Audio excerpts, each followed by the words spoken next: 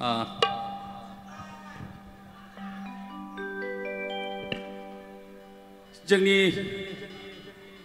दुलाराय बर' फरायसा आफादनि 57थि बे बोसोरसालिया जथुम्मा बे सानब्रै गाजा गोमजायै सोलिलांबाय मोजां रोखोमै इसोरा अनबाय अखाबो हायाखिसै सान्दुंबो थिं थिं जाद्रायाखिसै गोजाङाबो गोलोमाबो इसोरनि बोरजोंनो मोजां रोखोम सोरखिलांबाय जोंनि बे जथुम्माया ओमफ्राय बेखायनो जोंनि अबंलावरिखौ हामबाय होबाय हाजासे ओमफ्राय बाव दा जोबनाय सानाव दिनै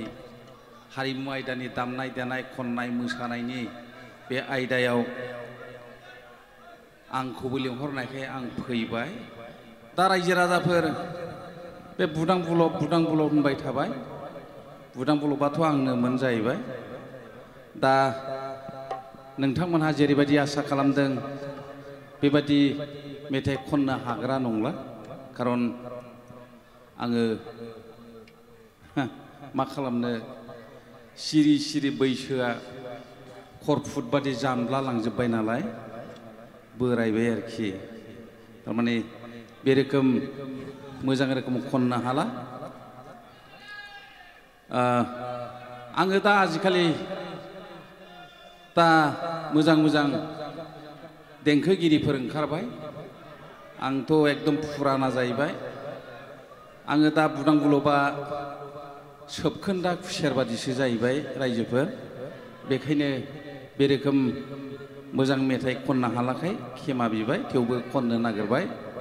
दा मेथाइया बेनो जाहैगोन गोसोथोलायनायखौ खनसां ओरैनो थास्लायस्लाय आरोखि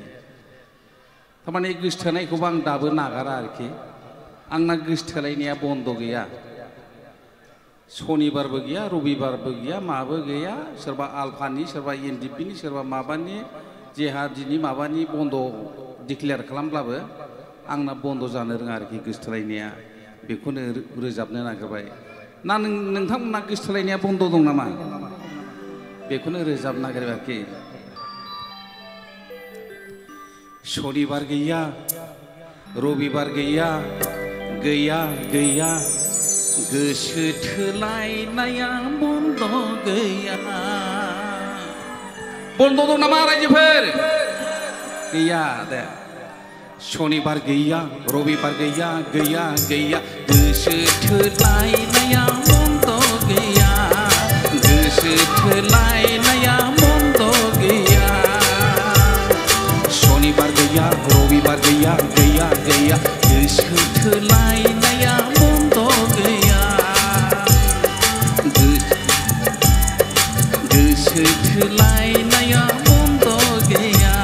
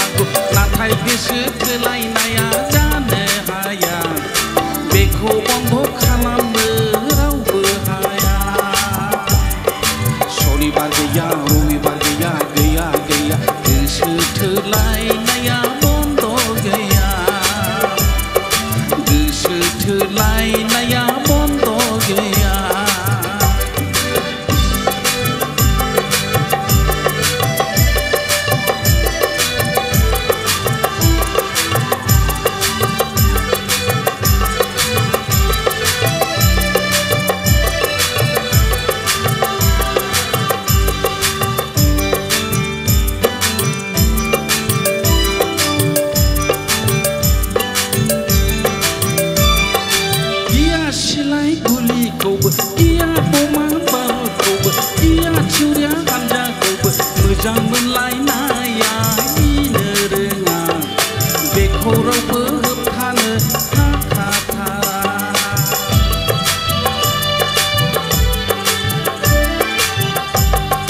गिया सिलाय गुलिखौबो गिया बमा बारुदखौबो गिया थिउरिया हान्जाखौबो मोजां मोनलायनाया इनो रोङा बेखौ रावबो होबथानो हाखाथारा सनिबार गैया रबिबार गैया गैया गैया गोसो थोलायनाया बन्द गैया गोसो थोलायनाया बन्द गैया सनिबार गैया रबिबार